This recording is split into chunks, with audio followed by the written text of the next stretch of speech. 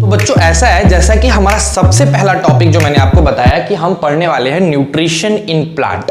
अब देखो ऐसा है कि हमारे जो प्लांट्स हैं, ये हरे हरे जो प्लांट्स आप स्क्रीन पे देख रहे हो, ये प्लांट्स भी खाना खाते हैं। इनको भी अपने आप को जीवित रखने के लिए, लिविंग बीइंग होने के लिए, इनकी लाइफ सस्टेन कर सके, उस चीज के लिए इनको भी जरूरत पड़ती है कि ये क्या करें, न्यूट्रिशन को लें। तो इनका भी पहला जो लाइफ प्रोसेस है वो न्यूट्रिशन ही है। तो हम न्यूट्रिशन में जो सबसे पहली चीज पढ़ने वाले हैं वो है न्यूट्रिशन इन प्लांट्स। प्लांट्स में न्यूट्रिशन किस तरीके का होता है ये समझते हैं। तो सबसे पहली तो बात आप ये जान लो कि हमारे जो प्लांट्स होते हैं वो ऑटोट्रॉप होते हैं। ऑटोट्रॉप का मतलब क्या है सर? कि ये अपना खाना खुद बनाते हैं। मैंने पहले भी ऑटोट्रॉप्स का आपको डेफिनेशन दिया है। मैंने बताया था ऑटोट्रॉप्स उनको कहा जाता है जो हमारे सराउंडिंग से inorganic substance, inorganic natural materials को ले और उसको ऑर्गेनिक मटेरियल्स में कन्वर्ट कर दे। मेरे कहने का मतलब है कि वो चीजें जो हमारे सराउंडिंग में direct consumption as a food नहीं किया जा सकता है, प्लांट्स उन चीजों को लेता है और उसको एज अ फूड में कन्वर्ट कर देता है, and that's why they are known as autotrophs. तो प्लांट्स कैसे होते हैं मेरे प्यारे बच्चों? ऑटोट्रॉप्स होते हैं, मतलब वो अपना खाना खुद प्रिपेयर करते हैं। They prepare their own food.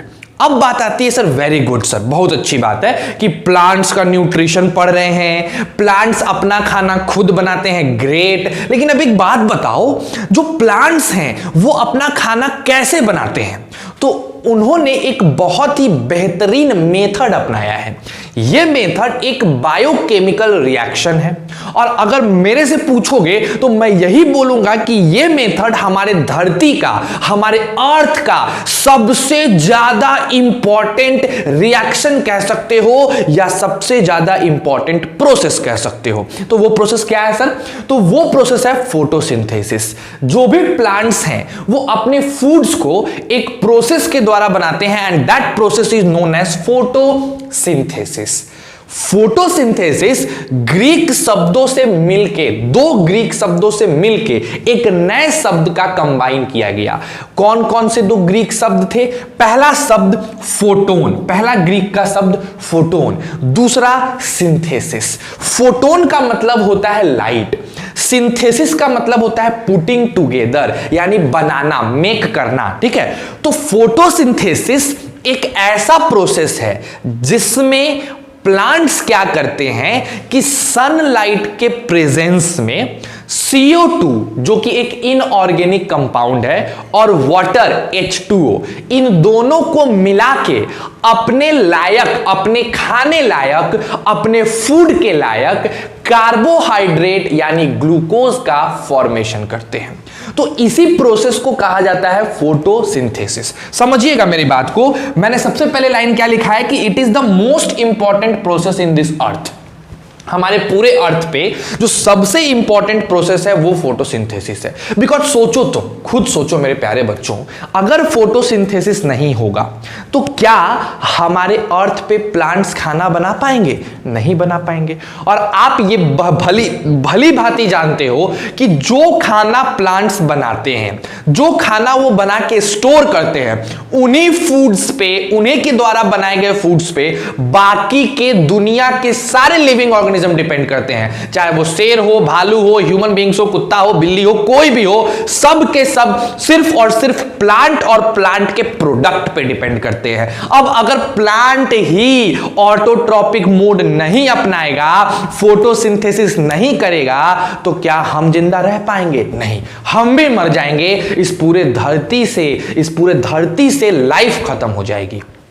And that's why ये सबसे इंपॉर्टेंट प्रोसेस है इस अर्थ का। अब ये प्रोसेस में क्या होता है? तो हमने बताया कि ये प्रोसेस दो शब्दों से मिलकर बना है, एक लाइट और दूसरा जो शब्द है मेरे प्यारे बच्चों वो है सिंथेसिस। तो प्लांट क्या करता है कि प्रिपेयर करता है अपना फूड, किसके प्रेजेंस में? सनलाइट के प्रेजेंस में। और किन किन चीजों का यूज करता है? CO2 और H2O। लेकिन एक चीज तुम गौर करना, यहां पे मैंने एक चीज लिखा है कि in which green plants actually plants green होते हैं कि रेड होते हैं, कैसे होते हैं, ये सब बातें तो हम डिस्कस करेंगे।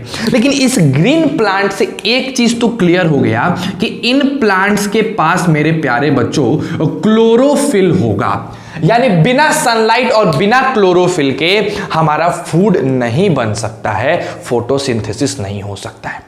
तो न्यूट्रिशन इन प्लांट्स में सबसे पहले आपने सीखा कि प्लांट्स ऑटोट्रॉप होता है, यानी खुद का खाना खुद बनाता है। दूसरा, ये जो खुद का खाना खुद बनाता है वो एक प्रोसेस के द्वारा बनाता है, उस प्रोसेस को फोटोसिंथेसिस कहते हैं। फोटोसिंथेसिस दो शब्दों से मिलकर बना है, फोटोन और सिंथेसिस। फोटोन का मतलब लाइट होता है, सिंथेसिस का मतलब होता है पुटिंग टुगेदर, यानी ग्रीन प्लांट्स इस फोटोसिंथेसिस के प्रोसेस में लाइट और क्लोरोफिल के प्रेजेंस में CO2 और H2O को मिला के कार्बोहाइड्रेट का फॉर्मेशन करते हैं। तो चलिए इसको मिटाते हैं और इसके बाद हम देखते हैं इसके आगे की बातें। अब देखो, जैसे कि फोटोसिंथेसिस के बारे में आप जाना कि फोटोसिंथेसिस कार्बन डाइऑक्साइड और वाटर को यूज करके लाइट और क्लोरोफिल के प्रेजेंस में एक कंपाउंड बनाता है जो उसके लिए फूड का काम करती है। अब इस फोटोसिंथेसिस का रिएक्शन क्या है बच्चों? तो ये क्या करता है कि कार्बन डाइऑक्साइड के 6 मॉलिक्यूल्स को लेता है। कितने मॉलिक्यूल्स को? 6 मॉलिक्यूल्स कार्बन डाइऑक्साइड का लेता है, 12 मॉलिक्यूल्स ये वाटर का लेता है। इसको इस 6 मॉलिक्यूल कार्बन डाइऑक्साइड और 12 मॉलिक्यूल्स हाइड्रोजन यानी कि वाटर का लेके ये लाइट और क्लोरोफिल के प्रेजेंस में ग्लूकोज, वाटर और ऑक्सीजन बनाता है। ग्लूकोज का फॉर्मूला होता है C6H12O6। यही वो मेन प्रोडक्ट है, मैं 1 मिनट मार्कर ले लूं, यही ये जो ग्लूकोज है बच्चों, यही वो मेन प्रोडक्ट है जो कि ऑर्गेनिक होता है। ये इनऑर्गेनिक है और ये ऑर्गेनिक प्रोडक्ट है, और इसी ऑर्गेनिक प्रोडक्ट को प्लांट अपने लिए न्यूट्रिएंट्स के तौर पे यूज करता है, साथ साथ इसको फल में, फ्रूट्स में स्टोर करते चला जाता है। दूसरा, ये जो वाटर प्रोड्यूस हुआ, ये वाटर फिर हमारे फोटोसिंथेसिस में काम आ जाता है और ऑक्सीजन वो बाहर निकाल देता है, जो कि हम लोग क्या करते हैं? लेते हैं। तो अगर हम बोले कि फोटोसिंथेसिस एक केमिकल रिएक्शन है, तो उस केमिकल रिएक्शन का केमिकल इक्वेशन क्या होगा? तो ये कि 6 मोल कार्बन डाइऑक्साइड या 6 मॉलिक्यूल कार्बन डाइऑक्साइड का 12 H2O के मॉलिक्यूल के साथ मिलके 1 मॉलिक्यूल ग्लूकोज का, 6 मॉलिक्यूल पानी का और 6 मॉलिक्यूल ऑक्सीजन का बनाएगा। ठीक है ना, समझ में आ रहा है ना बात? तो चलो, ये तो फोटोसिंथेसिस का एक केमिकल रिएक्शन हो गया। अब क्या है बच्चों कि फोटोसिंथेसिस हो, इसके लिए लाइट और क्लोरोफिल काफी इंपॉर्टेंट है। लाइट का क्या रोल है मैं वो भी एक्सप्लेन करूंगा, और क्लोरोफिल क्या है ये भी एक्सप्लेन करेंगे। तो अब कहता है कि ये जो प्रोसेस है वो तभी हो सकता है, अकर्स ओनली तभी हो सकता है जब ग्रीन प्लांट्स हो। अगर हरे प्लांट्स नहीं होंगे, अगर किसी और कलर का प्लांट है, तो ये फोटोसिंथेसिस होना टफ टास्क है, नहीं हो पाएगा। ऐसा क्यों? क्योंकि ग्रीन प्लांट्स का जो ग्रीन कलर होता है, ये ग्रीन कलर उनको मिलता है एक ग्रीन कलर के पिगमेंट के वजह से, एक ग्रीन कलर के पिगमेंट के वजह से, और वो पिगमेंट कहलाता है मेरे प्यारे बच्चों क्लोरोफिल। अब ये क्लोरोफिल ऐसा कौन सा काम कर देता है? देखो, हरा रंग का है वो तो अलग बात है, लेकिन ये ऐसा कौन सा काम कर देता है जिसके वजह से अगर ये क्लोरोफिल ना हो तो फोटोसिंथेसिस होगा ही नहीं? तो इन सब बातों को डिटेल में पढ़ना है। अभी एक मोटा मोटा मैंने न्यूट्रिशन इन प्लांट में तुमको एक तरीके से एक इंट्रोडक्शन दिया कि न्यूट्रिशन इन प्लांट में प्लांट्स ऑटोट्रॉप होते हैं, वो अपना खाना खुद बनाते हैं। जिस प्रोसेस का वो यूज करते हैं वो फोटोसिंथेसिस है। उस फोटोसिंथेसिस के प्रोसेस में भैया उनको लाइट और क्लोरोफिल चाहिए। वो क्या करते हैं? कार्बन डाइऑक्साइड और वाटर को मिला के ग्लूकोज, वाटर और ऑक्सीजन का फॉर्मेशन कर देते हैं। अब क्या है कि फोटोसिंथेसिस को हमने डिवाइड कर दिया है 5 अलग अलग सेक्शन में, क्योंकि जब तक इसको डीप में नहीं पढ़ोगे मजा नहीं आएगा। तो फोटोसिंथेसिस को सबसे पहले फोटोसिंथेसिस में हम लोग पढ़ेंगे कि फोटोसिंथेटिक पिगमेंट क्या होता है। जैसे ये जो ग्रीन कलर पिगमेंट है, ये क्लोरोफिल है, ये फोटोसिंथेसिस को करने में मदद कर रहा है। तो वैसे पिगमेंट्स को फोटोसिंथेटिक पिगमेंट कहते हैं जो फोटोसिंथेसिस करने में मदद करते हैं। उनमें से क्लोरोफिल एक फोटोसिंथेटिक पिगमेंट है, और भी फोटोसिंथेटिक पिगमेंट है, डिटेल में जानेंगे। तो पहला पार्ट हम लोग पढ़ेंगे फोटोसिंथेटिक पिगमेंट के बारे में।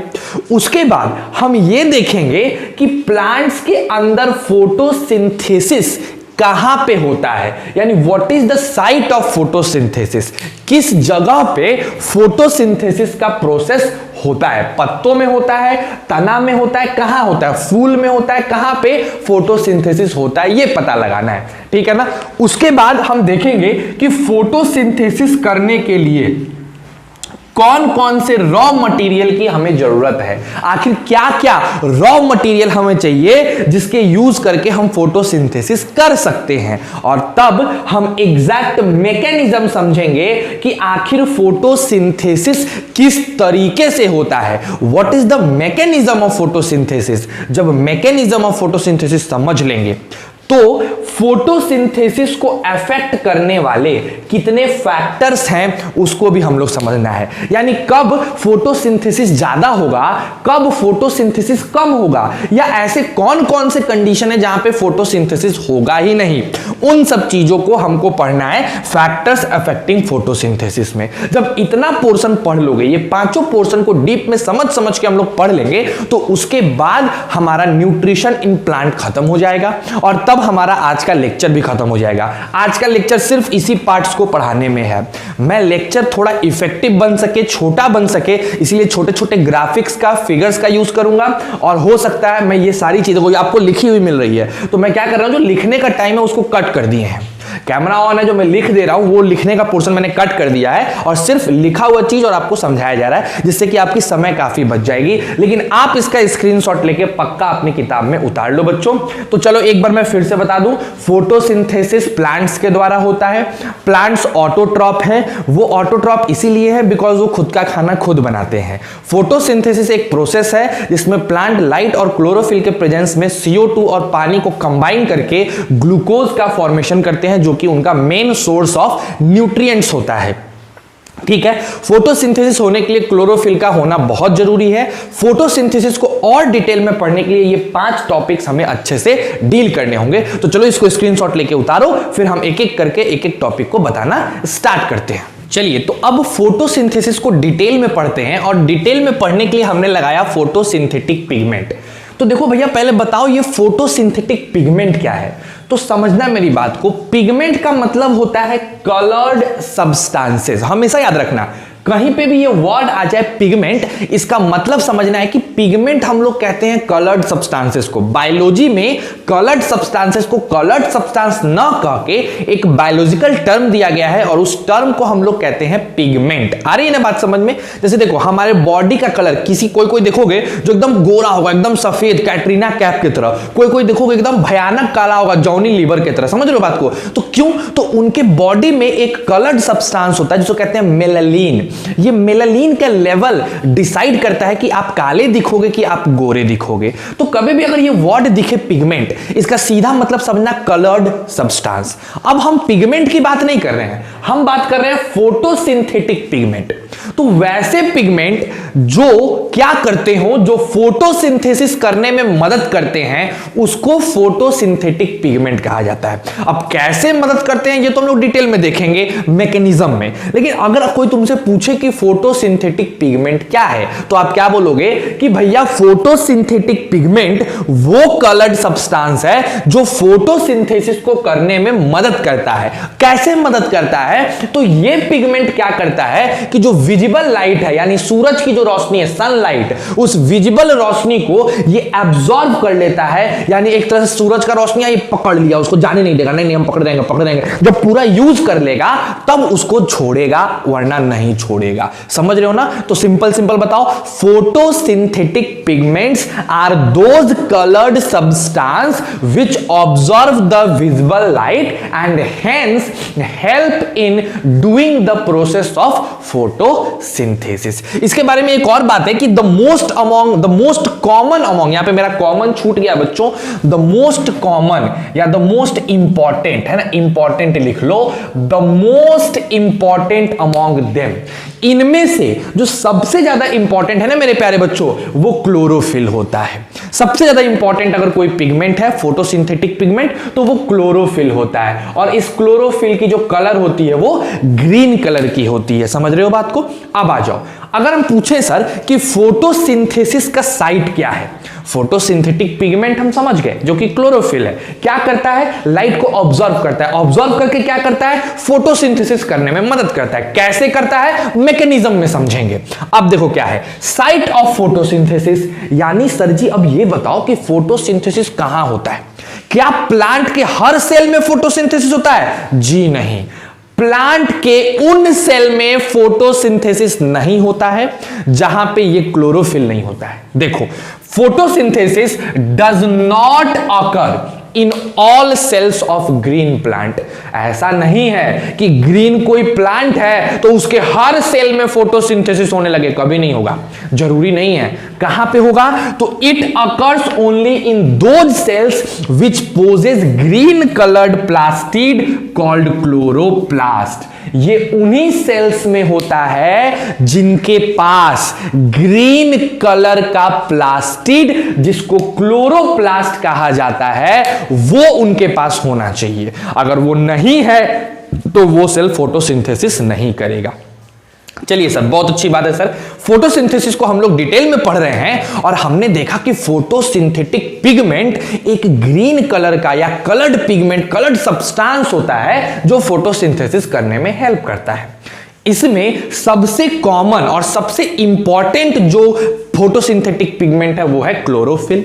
अब हम बात कर रहे थे कि फोटोसिंथेसिस कहां होता है, तो प्लांट के हर एक सेल में फोटोसिंथेसिस नहीं होता है, उन्हीं सेल में फोटोसिंथेसिस होगा जिनके पास ग्रीन कलर का प्लास्टिड, ग्रीन कलर्ड सब्सटेंस यानी ग्रीन कलर का प्लास्टिड, जिसको हम लोग क्लोरोप्लास्ट कहते हैं, वो प्रेजेंस होना चाहिए। अब देखो क्या है कि ये जो शब्द है प्लास्टिड, ये क्लास 9th का है। क्लास 9th में आपने एक चैप्टर पढ़ा होगा सेल, उस सेल में आपने एक टॉपिक पढ़ा होगा प्लांट सेल, उस प्लांट सेल में आपने पढ़ा होगा प्लास्टिड। बट मैं थोड़ा सा एक रिकैप प्लास्टिड के बारे में आपको दे रहा हूं कि देखो प्लास्टिड क्या होता है। तो सबसे पहले तो प्लास्टिड जो है वो साइटोप्लाज्मिक ऑर्गेनल है।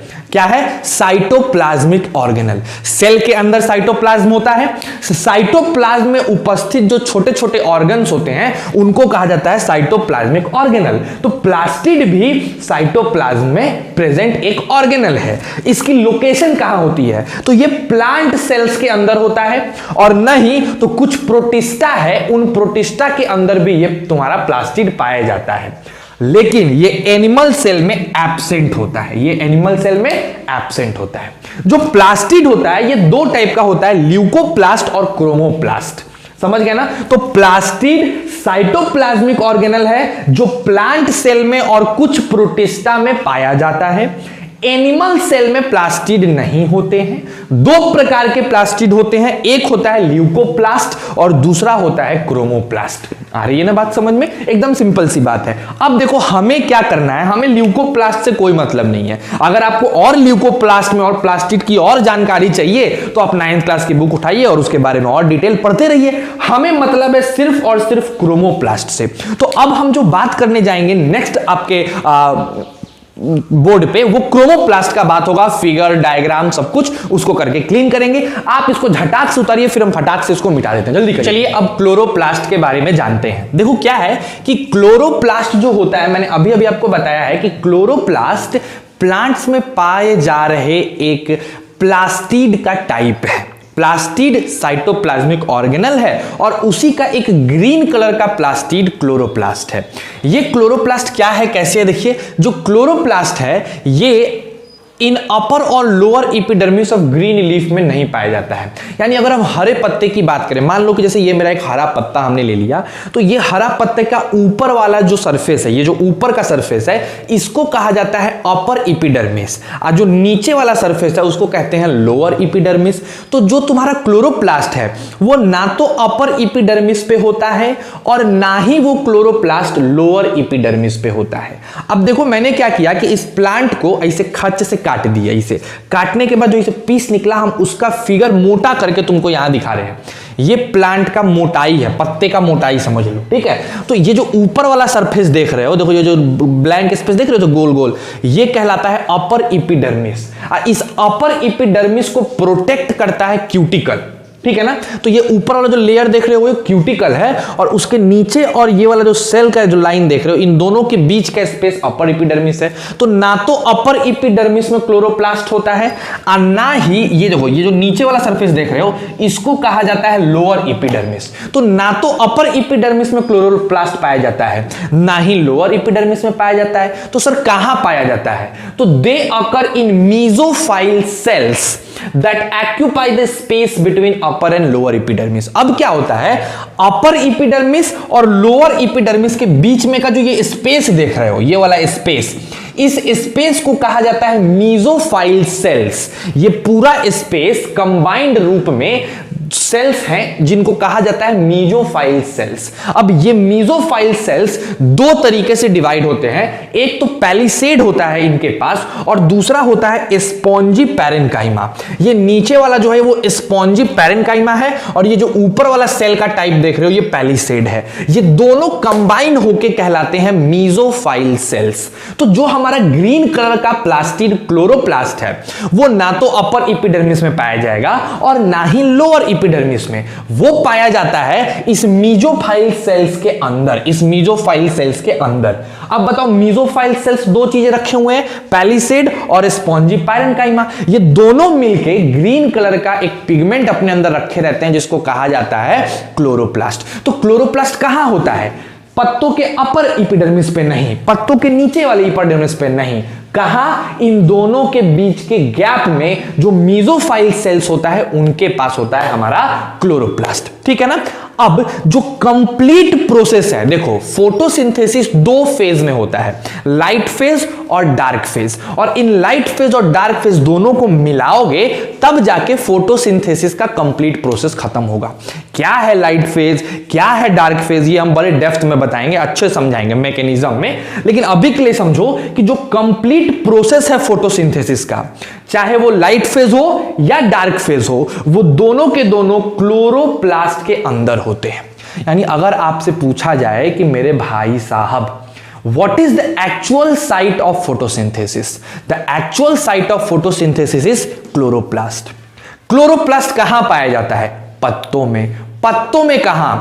अपर एपिडर्मिस और लोअर एपिडर्मिस के बीच का जो गैप है उस गैप के मेसोफाइल सेल्स में पाया जाता है। क्लोरोफिल किस कलर का होता है? ग्रीन कलर का होता है। क्या करता है? विजिबल लाइट को ऑब्जर्व कर लेता है। उसके बाद क्या होता है? लाइट फेज और डार्क फेज का रिएक्शन होता है। कैसे होता है आगे पढ़ेंगे। ठीक, अब देखो क्या कह रहा है कि there are green coloured grana embedded in liquidly hyaline stroma. अब देखो, जब क्लोरोप्लास्ट को समझने जाओगे, जैसे इस फिगर को अभी हम मिटाते हैं और मिटा के यहां पे हम एक तो क्लोरोप्लास्ट का फिगर बना देते हैं और तब तुमको क्लोरोप्लास्ट के बारे में भी समझा देते हैं। लेकिन उससे पहले तुम इसको समझ लो, ये क्या चीज का फिगर है? ये जो फिगर है ये ट्रांसवर्स सेक्शन है पत्ते का। एक पत्ते को लेके काटा गया, ऐसे निकाला गया, उसको मोटा किया गया और मोटा करके ये देखा गया माइक्रोस्कोप के अंदर। तो पता चला कि पत्ते के सबसे ऊपर वाला सरफेस क्यूटिकल होता है, उसके जस्ट नीचे अपर एपिडर्मिस होती है, फिर उसके नीचे मेसोफाइल सेल्स होता है और सबसे आखिरी में लोअर एपिडर्मिस होता है।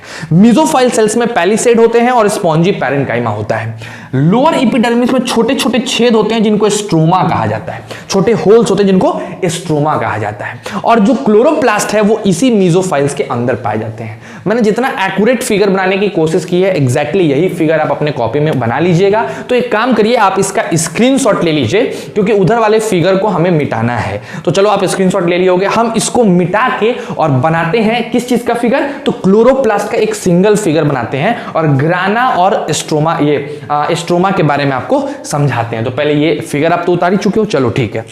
तो देखो बच्चों, मैंने वहां पे इस जगह पे अभी जो फिगर था उसको हटा के यहाँ पे क्लोरोप्लास्ट का एक फिगर बना दिया है। ये एक सिंगल क्लोरोप्लास्ट है, यानी जो मेसोफाइल के अंदर ढेर सारे क्लोरोप्लास्ट होते हैं उसमें से एक क्लोरोप्लास्ट को माइक्रोस्कोप के अंदर अगर देखा जाएगा तो कैसा दिखेगा उसका इमेज बना दिया गया, ठीक है ना। इस क्लोरोप्लास्ट में सबसे बाहर की जो कवरिंग होती है उसको आउटर मेम्ब्रेन कहा जाता है, जो उसके अंदर की कवरिंग होती है उसको इनर मेम्ब्रेन कहा जाता है।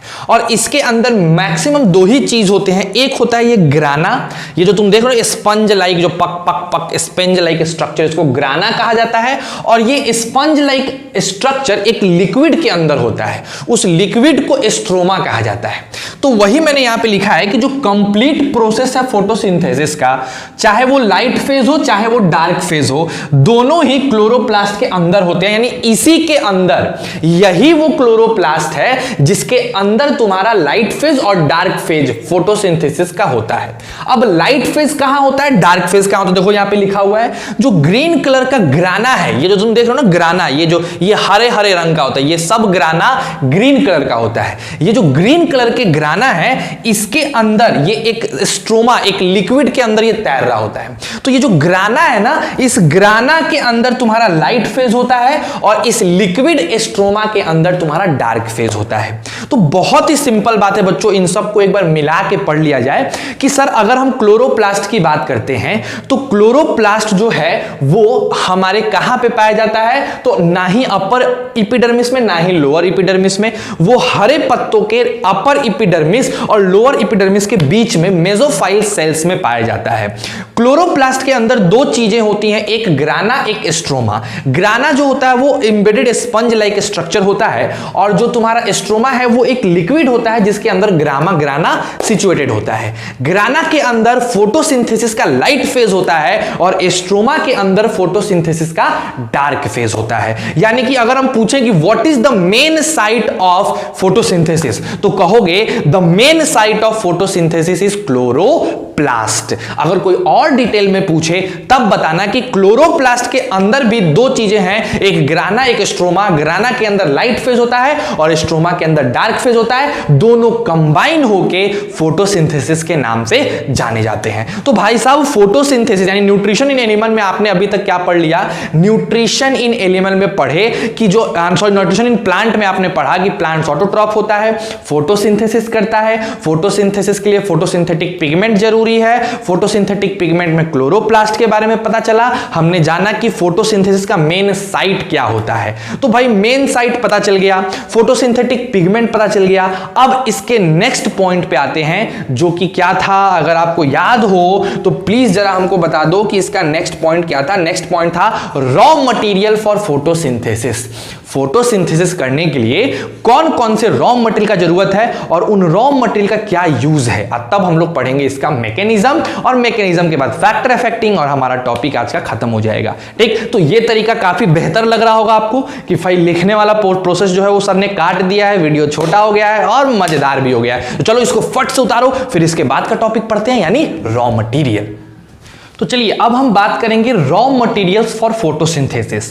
तो देखो जो मेन रॉ मटेरियल है फोटोसिंथेसिस के लिए वो दो ही हैं, एक तो कार्बन डाइऑक्साइड है यानी CO2 और दूसरा है वाटर जो है H2O। तो सबसे पहले हम बात करेंगे कि हमारे प्लांट को जो सबसे important raw material carbon dioxide है वो कैसे मिलता है और कहां से मिलता है। तो देखो यार, प्लांट्स दो तरीके के होते हैं, एक टेरेस्ट्रियल प्लांट यानी वो प्लांट्स जो कि लैंड पे रहते हैं, और एक जो दूसरा प्लांट होता है वो हमारे एक्वाटिक प्लांट्स होते हैं जो पानी के अंदर होते हैं। तो जो लैंड पे होते हैं उनको CO2 कैसे मिलता है वो एक अलग तरीका है, और जो पानी के अंदर रहते हैं उनको CO2 गेन करने का तरीका अलग है। अगर हम लैंड प्लांट्स की बात करें तो वो CO2 को किस फॉर्म में लेते हैं, तो वो CO2 को गैसियस फॉर्म में लेते हैं। अगर हम लैंड प्लांट्स की बात करें तो वो CO2 को गैसियस फॉर्म में लेते हैं। ठीक, जो उनको कहां से मिलता है, तो हमारे प्लांट्स में छोटे छोटे पोर्स होते हैं जिसको कहा जाता है स्टोमाटा। हमारा जो पत्ता है, पत्ते के निचले लेयर पे, निचले लोअर एपिडर्मल पे छोटे छोटे सेल्स, छोटे छोटे छेद होते हैं, उन छेद को स्टोमाटा कहते हैं। उसी स्टोमाटा के थ्रू एटमॉस्फेयर से कार्बन डाइऑक्साइड का गैसियस फॉर्म हमारे पत्ते लेते हैं और वहां से फिर वो अपना एक रॉ मटेरियल इकट्ठा करते हैं। तो सिंपल सा बात है, अगर क्वेश्चन आता है कि कार्बन डाइऑक्साइड का गैसियस, लिक्विड या सॉलिड फॉर्म कौन सा फॉर्म हमारे लैंड के प्लांट लेते हैं, तो गैसियस फॉर्म लेते हैं। किसके हेल्प से लेते हैं, तो स्टोमाटा के हेल्प से। स्टोमाटा कहां होता है, तो स्टोमाटा लोअर एपिडर्मल में होता है, और उसके अंदर क्या होता है, गार्ड सेल, किडनी शेप का गार्ड सेल लगा होता है। जैसे यहां देखो, ये हमारा एक स्टोमाटा का छोटा सा फिगर है, इसमें गार्ड सेल लगे होते हैं। ये है किडनी के शेप का गार्ड सेल, और ये जो लेयर देख रहे हो बाहर का, ये एपिडर्मल लेयर है। ये जो आउटर लेयर देख रहे हो इसी को कहते हैं एपिडर्मल लेयर्स, एपिडर्मल लेयर्स। तो ये गार्ड सेल ओपन और क्लोज होता है। उसी ओपन क्लोज के माध्यम से जब ये ओपन होता है तो एटमॉस्फेयर से CO2 गैसियस फॉर्म में हमारे पौधे ले लेते हैं। लेकिन अगर हम वही एक्वाटिक प्लांट्स की बात करें जो कि पानी के अंदर रहते हैं, तो इनके अंदर स्टोमाटा नहीं होता है। इनके अंदर जो स्टोमाटा होता है वो एब्सेंट होता है। तो जो एक्वाटिक प्लांट्स हैं उनके अंदर स्टोमाटा होता है एब्सेंट। तो अब ये कहां से लेंगे CO2? तो ये CO2 का गैसियस फॉर्म नहीं लेते हैं, बल्कि पानी के अंदर जो डिसॉल्व्ड फॉर्म होता है ये उस डिसॉल्व्ड फॉर्म को लेते हैं। तो अगर क्वेश्चन आएगा कि aquatic plants dissolved form of CO2 लेते हैं कि वो गैसियस फॉर्म ऑफ CO2 लेते हैं, तो एक्वाटिक डिसॉल्व्ड फॉर्म लेता है और टेरेस्ट्रियल गैसियस फॉर्म लेते हैं। अच्छा, किसके थ्रू? तो उनके पूरे बॉडी के सरफेस के थ्रू। जनरल सरफेस, कोई स्पेशल सरफेस नहीं बनाया गया है कि यहीं से लेंगे, नहीं, जनरल सरफेस से लेते हैं।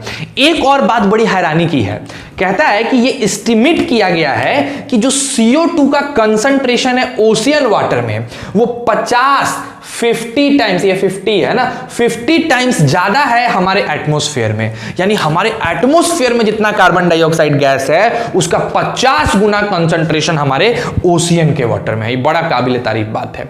तो भाई one of the most important raw material जो कि कार्बन डाइऑक्साइड था हमारे फोटोसिंथेसिस प्रोसेस के लिए, वो प्लांट्स या तो गैसियस फॉर्म में लेते हैं अगर लैंड के प्लांट हैं तो, और अगर वो पानी में रहने वाले प्लांट हैं तो वो किस फॉर्म में लेंगे? उसको किसी भी डिसॉल्व्ड फॉर्म में ले लेंगे। ठीक है ना। अगर हम ओशियन की बात करें तो ओशियन में प्लांट्स जनरल सरफेस कहीं से भी ले सकते हैं, लेकिन अगर हम लैंड की बात करें तो वो हमारे पत्तों के नीचे निचले एपिडर्मल लेयर में प्रेजेंट एस्टोमाटा, जो कि छोटे छोटे ओपनिंग्स को कहते हैं, उनके थ्रू लेते हैं। एस्टोमाटा में गार्ड सेल्स होते हैं जो रेगुलेट करते हैं कि कितना CO2 अंदर आएगा और कितना बाहर ऑक्सीजन जाएगा। क्लियर है, समझ आ रही है। अगर हम बात करें ओशियन वाटर की, तो ओशियन वाटर में हमारे एटमॉस्फेयर से 50 गुना ज्यादा कार्बन डाइऑक्साइड होते हैं। अब हम बात करेंगे वाटर की। वाटर भी हमारा एक इंपॉर्टेंट रॉ मटेरियल है, किसके लिए? फोटोसिंथेसिस के लिए। और अगर कार्बन डाइऑक्साइड से कंपेयर किया जाए तो वाटर काफी ज्यादा इंपॉर्टेंट है। क्यों? क्योंकि ये दो काम करता है। पहला, ये वेरी इंपॉर्टेंट रॉ मटेरियल है। क्यों है? क्योंकि फोटोसिंथेसिस के प्रोसेस में ये लाइट के प्रेजेंस में ऑक्सीडाइज्ड करता है वाटर को। मतलब समझो, वाटर ऑक्सीडाइज्ड हो जाता है जब लाइट की प्रेजेंस होती है। तो एक प्रोसेस होता है फोटोलाइसिस। जब इसके बाद का जो टॉपिक है ना, second last, mechanism of photosynthesis, जब हम ये पढ़ाएंगे तो ये पूरे प्रोसेस को मैं समझाऊंगा कि कैसे रोशनी आता है तो वाटर को ऑक्सीडाइज्ड कर देता है, और जब वो ऑक्सीडाइज्ड होता है तो वो रिलीज करता है। क्या रिलीज करता है? इलेक्ट्रॉन और प्रोटॉन जो पास करते हैं इलेक्ट्रॉन ट्रांसपोर्ट सिस्टम से, ETS, इलेक्ट्रॉन ट्रांसपोर्ट सिस्टम से, जिससे कि पावर जनरेट होता है। और वही पावर का तो यूज करके खाना बनाते हैं ये लोग। कहां से? मतलब ऐसा कौन सा ताकत इनके पास आ गया प्लांट्स के पास? ऐसे का कुश्ती करते हैं लोग नहीं ना, पुशअप्स करते हैं नहीं, रस्सी कूदते हैं नहीं, ताकत तो चाहिए। ताकत रहेगा तब तो जाके इनका फोटोसिंथेसिस होगा। तो वो एनर्जी इनको कहां से मिलता है? सूरज से। सूरज से रोशनी आती है, पानी ऑक्सीडाइज्ड होता है और इलेक्ट्रॉन प्रोटॉन रिलीज करता है। ये electron proton electron transport system, मैं समझाऊंगा क्या होता है मैकेनिज्म में, वहां से होता है, तब जाके एसिमिलेटरी पावर जनरेट होता है। पहला चीज। दूसरा, ये और इसीलिए इंपॉर्टेंट है क्योंकि ये रिस्पॉन्सिबल होता है मॉलिक्यूलर ऑक्सीजन यानी O2। हम लोग जो सांस लेते हैं, O2 अंदर गया। O2 जो हम लोग लेते हैं वो प्लांट से ही हमें मिलता है। भाई एटमॉस्फेयर में जो आता है कहां से आता है? प्लांट से। तो प्लांट कहां से रिलीज करता है? जो पानी प्लांट ने लिया उसको तोड़ देता है और उसमें से O2 को रिलीज कर देता है। अगर प्लांट ना ले वाटर और उसको ना रिलीज करे तो हमें ऑक्सीजन मिलेगी? एकदम नहीं मिलने वाला। तो एक इंपॉर्टेंट ये भी चीज है। नेक्स्ट आते हैं, अब इनको प्लांट्स को वाटर मिलता कहां से? मतलब सॉरी, मेरे कहने का मतलब है कि क्या इनको ऐसे मुंह खोल के आ करके बैठे रहते हैं, इनमें जाके पानी डाल देते हो? नहीं। वन सेकेंड, सॉरी, कुछ तो करते होगे जिसके वजह से इनको वाटर मिलता है। तो कैसे मिलता है? आप इनके जड़ों में पानी डालते हैं। जब आप इनके जड़ों में पानी डालते हैं तो प्लांट एब्जॉर्ब कर लेता है वाटर को सॉइल से। किसके हेल्प से? रूट्स के हेल्प से। प्लांट रूट्स के हेल्प से जमीन में से पानी को ऑब्जर्व करता है। और फिर इनके पास एक ट्रांसपोर्टेशन सिस्टम होता है जाइलम। अभी पढ़ोगे आगे ट्रांसपोर्टेशन इन प्लांट पढ़ोगे तो जाइलम फ्लोएम के बारे में पढ़ोगे। तो जाइलम जो होता है वो पानी को ऑब्जर्व करने के बाद ट्रांसपोर्ट कर देता है ऊपर पत्तों तक, और जब पत्तों में पहुंचता है ये मीजोफाइल सेल्स में, तो मीजोफाइल सेल्स से क्लोरोप्लास्ट में, क्लोरोप्लास्ट अपना काम करना चालू कर देता है, लाइट फेज और डार्क फेज। तो ये हो गई रॉ मटेरियल की बातें। तो सोचो ध्यान से कि वाटर और CO2 ये दो रॉ मटेरियल हैं और दोनों काफी ज्यादा इंपॉर्टेंट रॉ मटेरियल हैं। कार्बन डाइऑक्साइड भी काफी इंपॉर्टेंट है और वाटर भी काफी इंपॉर्टेंट है। वाटर तो काफी ज्यादा इंपॉर्टेंट है बिकॉज दो इंपॉर्टेंट काम कर रहा है, पहला एसिमिलेटरी पावर जनरेट करने का काम और दूसरा मॉलिक्यूलर ऑक्सीजन जनरेट करने का काम। अगर ये दोनों ना करे तो फोटोसिंथेसिस होगा ही नहीं, है ना। तो ये दो रॉ मटेरियल के बारे में हमने पढ़ लिया। अब इसके बाद जो टॉपिक हम पढ़ने वाले हैं वो है मैकेनिज्म ऑफ फोटोसिंथेसिस, जो कि काफी इंपॉर्टेंट है। तो चलिए इसको स्क्रीनशॉट लेके उतारिए, फिर हम आगे बढ़ते हैं मैकेनिज्म ऑफ फोटोसिंथेसिस पे। देखिए बच्चों, अब क्या है कि अब हम लोग मैकेनिज्म ऑफ फोटोसिंथेसिस की बात करने जा रहे हैं। काफी इंपॉर्टेंट प्रोसेस है, तो थोड़ा धीरे धीरे और डेप्थ में समझेंगे। तो क्या है कि फोटोसिंथेसिस की जो पूरी प्रोसेस है वो 2 स्टेप में होती है। पहला जो फेज होता है उसको लाइट फेज कहते हैं। इसीलिए लाइट फेज कहते हैं क्योंकि इस फेज में हमारा जो प्रोसेस है वो लाइट एनर्जी का यूज करके होता है। जब लाइट एनर्जी यूज्ड अप हो जाता है तो इसके बाद डार्क फेज स्टार्ट होता है। इस डार्क फेज में लाइट एनर्जी का यूजिंग नहीं है। लाइट एनर्जी को यूज करो मत करो, डार्क फेज आपका होगा, ठीक है ना, समझ रहे हो ना। तो फोटोसिंथेसिस 2 फेज में होता है, लाइट फेज और डार्क फेज। चलो तो स्टार्ट करते हैं कि कैसे कैसे होता है। तो कहता है कि जो सबसे फोटोसिंथेसिस प्रोसेस का जो सबसे पहला स्टेप है, the first step of process, वो क्या है, वो शुरू होता है, इनिशिएट होता है, तब इनिशिएट होता है जब हरे पत्तों पे लाइट गिरे। जैसे ही हरे पत्तों पे लाइट गिरता है तो हमारा पहला स्टेप लाइट फेज का इनिशिएट हो गया। कैसे? तो जैसे ही हरे पत्तों पे लाइट गिरा, दो ग्रीन कलर का पिगमेंट क्लोरोफिल है, उसके अंदर होता है क्लोरोप्लास्ट।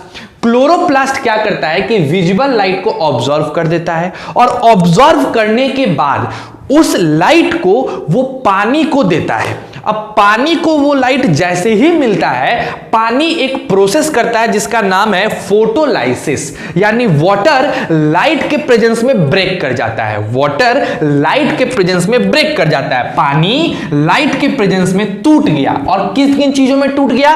तो इलेक्ट्रॉन में और H+ में। इलेक्ट्रॉन तो इलेक्ट्रॉन है, ये H+ कहलाता है प्रोटॉन। H+ को क्या कहते हैं? प्रोटॉन, और ये इलेक्ट्रॉन। और उसके साथ साथ ये जो O2 देख रहे हो, इस O2 को कहा जाता है मॉलिक्यूलर ऑक्सीजन।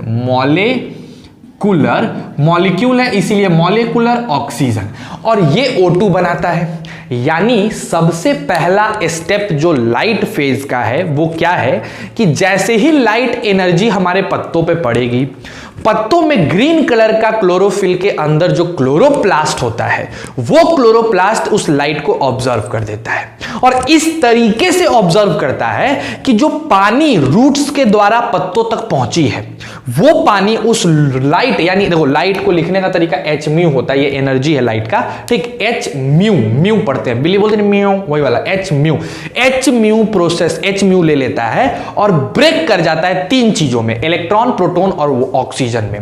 यही ऑक्सीजन हमारे एटमॉस्फेयर में रिलीज हो जाता है और हमें ऑक्सीजन सांस के फॉर्म में मिलती है। तो ये पहला फेज था। उसके बाद ये जो तुम देख रहे हो, ये इलेक्ट्रॉन और प्रोटॉन का कॉम्बिनेशन, ये इलेक्ट्रॉन और प्रोटॉन जो बेसिकली अभी इसको फोटोलाइसिस ऑफ वाटर से बना है, वो यूज्ड होता है किस चीज में? तो ये यूज्ड होता है प्रोडक्शन ऑफ एसिमिलेटरी पावर। एक अलग से एक एसिमिलेटरी पावर जनरेट करने में यूज होता है। ये जो इलेक्ट्रॉन प्रोटॉन हुआ, ये एक स्पेशल पावर जनरेट करता है जिसको कहा जाता है एसिमिलेटरी पावर। और ये एसिमिलेटरी पावर ये जो जनरेट करता है किस फॉर्म में? लाइट के फॉर्म में, कि पंखा घुमा देगा पावर, नहीं। ये पावर ये जनरेट करता है 2 केमिकल्स के फॉर्म में। एक केमिकल का नाम है NADPH और दूसरे का नाम है ATP। जो NADPH होता है उसका फुल फॉर्म है nicotine amide adenine dinucleotide phosphate. Nicotine amide adenine dinucleotide phosphate. ATP का फुल फॉर्म होता है एडिनोसिन ट्राइफॉस्फेट, ठीक है ना। और ये दोनों ही स्टेप्स मिलके लाइट रिएक्शन देते हैं। ठीक, अब समझना मेरी बात को फिर से। लाइट रिएक्शन में जैसे ही सनलाइट हरे पत्तों पे पड़ता है, हरे पत्तों में प्रेजेंट क्लोरोप्लास्ट उस सनलाइट के एनर्जी को या फिर उस सनलाइट को एब्जॉर्ब कर लेता है और इस तरीके से एब्जॉर्ब करता है कि हमारा वाटर जो रूट से ट्रांसपोर्ट होकर पत्तों तक पहुंचा है वो ब्रेक कर जाता है। और वाटर का ब्रेकेज सिंस लाइट के प्रेजेंस में हो रहा है, इसीलिए हम इस ब्रेकेज को फोटोलाइसिस कहते हैं। इस फोटोलाइसिस में क्या होता है, तो वाटर ब्रेक करके हाइड्रोजन यानी कि प्रोटॉन और इलेक्ट्रॉन और मॉलिक्यूलर ऑक्सीजन रिलीज करता है। ये मॉलिक्यूलर ऑक्सीजन हमें एटमॉस्फेयर में मिल जाता है और ये जो प्रोटॉन और इलेक्ट्रॉन रिलीज हुआ ये एसिमिलेटरी पावर प्रोड्यूस करते हैं। किस फॉर्म में, तो दो केमिकल्स के फॉर्म में, और वो दोनों केमिकल का नाम है NADPH और ATP। NADPH का फुल फॉर्म होता है nicotinamide adenosine dinucleotide phosphate और ATP का नाम होता है एडिनोसिन ट्राइफॉस्फेट। तो ये जो दोनों स्टेप्स हुए यानी फोटोलाइसिस ऑफ वाटर और जनरेशन ऑफ एसिमिलेटरी पावर, ये लाइट रिएक्शन के पार्ट हैं। लाइट रिएक्शन में दो काम, फोटोलाइसिस ऑफ वाटर और उसके बाद जनरेशन ऑफ एसिमिलेटरी पावर। तो ये जो दोनों स्टेप्स हुए ये लाइट रिएक्शन यानी लाइट फेज के होते हैं। अब इसके बाद आता है डार्क फेज। तो आइए देखते हैं डार्क फेज में क्या होता है। तो डार्क रिएक्शन में देखते हैं कि अब हम लोग क्या पढ़ने वाले हैं। तो देखो लाइट रिएक्शन में जो एसिमिलेटरी पावर जनरेट हुआ था उस पावर का यूज करके डार्क रिएक्शन होता है। ठीक, क्योंकि डार्क रिएक्शन में तो पावर प्रोवाइड करने वाला कोई है नहीं, तो जो NADPH और ATP के फॉर्म में जो पावर जनरेट हुआ था वो डार्क रिएक्शन में काम आता है। डार्क रिएक्शन में सबसे पहले 1953 में केल्विन, बेंसॉन और बेसम ये तीनों लोगों ने मिलकर ऑब्जर्व किया था और ये एक साइक्लिक प्रोसेस है, इसीलिए इसको केल्विन साइकिल भी कहते हैं, क्योंकि सबसे पहले केल्विन का नाम है इसलिए इसको केल्विन साइकिल का प्रोसेस भी कहा जाता है। इसमें क्या होता है, इसमें जो बायोकेमिकल रिएक्शन होता है वो समझो। देखो जो वाटर आया रॉ मटेरियल की तरह उसका तो यूजिंग हो गया एसिमिलेटरी पावर जनरेट करने में और मॉलिक्यूलर ऑक्सीजन जनरेट करने में। अब रॉ मटेरियल बच गया CO2, तो ये CO2 एक एंजाइम होता है। देखो ये जो देख रहे हो ना ये एंजाइम है, ये एंजाइम आपका स्ट्रोमा में प्रेजेंट होता है। ग्राना में वो वाला काम हो गया। अब जो स्ट्रोमा है उस स्ट्रोमा में ये एंजाइम प्रेजेंट होता है। तो CO2 इस एंजाइम और जो ATP और NADPH जनरेट हुआ है इसके साथ मिलके ग्लूकोज, फिर से ये एंजाइम, फिर से ADP, देखो ATP ADP में बदल गया, एगो फॉस्फेट ग्रुप, अब 12 गो NADP बन जाता है। ठीक, तो ये चीज रिलीज कर देता है। अब ये सब जो ये पार्ट तुम देख रहे हो ये फिर से हमारे सेल्स के अंदर काम आ जाता है। लेकिन ये जो ग्लूकोज देखे, ये ग्लूकोज या तो एनर्जी में यूज हो जाएगा या अगर एक्सेस में बच जाता है तो प्लांट इसको स्टोर कर लेता है। किस फॉर्म में, स्टार्च के फॉर्म में। और ये कहां स्टोर करता है, तो सेव, एप्पल, उसके अंदर फ्रूट्स में स्टोर कर लेता है। ठीक है, समझ रहे हो ना बात को। तो बस यही कहानी है पूरे फोटोसिंथेसिस की। मैं एक बार भाई देखो लास्ट है फैक्टर अफेक्टिंग फोटोसिंथेसिस, बाबू कल बताएंगे। ठीक है, कल के क्लास में वो आ जाएगा। फैक्टर अफेक्टिंग और न्यूट्रिशन इन एनिमल कल के क्लास में आएगा। बिकॉज आज के क्लास का वीडियो रिकॉर्ड करने में काफी मेहनत लगा है। बिकॉज लिखना देखो तुमको बड़ा शॉर्ट में मिल गया, लेकिन इसको लिखना समझाना, लिखना समझाना, लिखना समझाना काफी इंपॉर्टेंट है। और एडिट करना तो खैर पूछो मत। तो चलो उन चीजों को छोड़ते हैं, हम फोटोसिंथेसिस के बारे में एक डिटेल स्टडी 5 मिनट में कर लेते हैं। फोटोसिंथेसिस एक प्रोसेस है जो कि प्लांट करता है।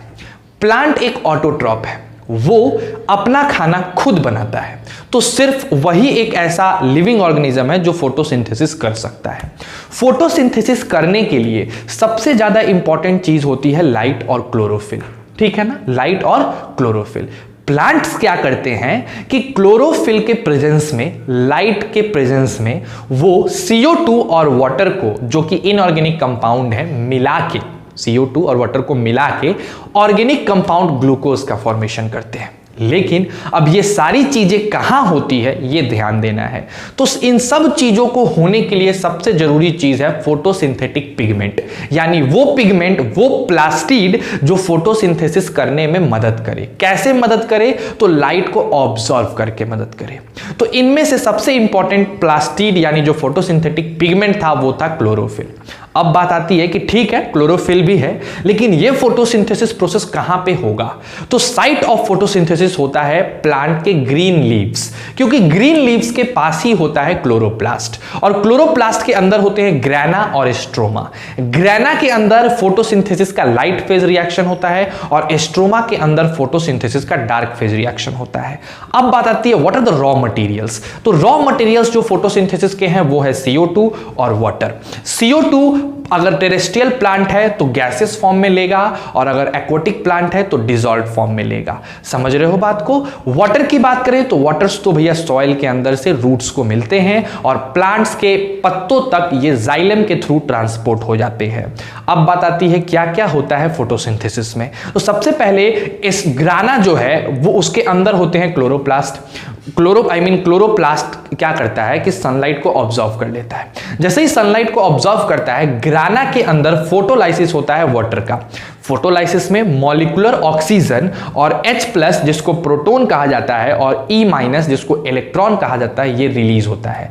इसके रिलीज होने से फायदा ये होता है कि दो चीजें बनती हैं, NADPH और ATP। ये दोनों चीजें एसिमिलेटरी पावर होती हैं, और इस एसिमिलेटरी पावर को हम लोग यूज करते हैं अगले स्टेप में, और वो अगला स्टेप होता है डार्क रिएक्शन। इस डार्क रिएक्शन में कार्बन डाइऑक्साइड स्ट्रोमा में प्रेजेंट एंजाइम से मिलके और NADPH और ATP से मिलके हमारा ग्लूकोज बनाता है, और उसके साथ साथ वो एंजाइम फिर से वापस दे देता है।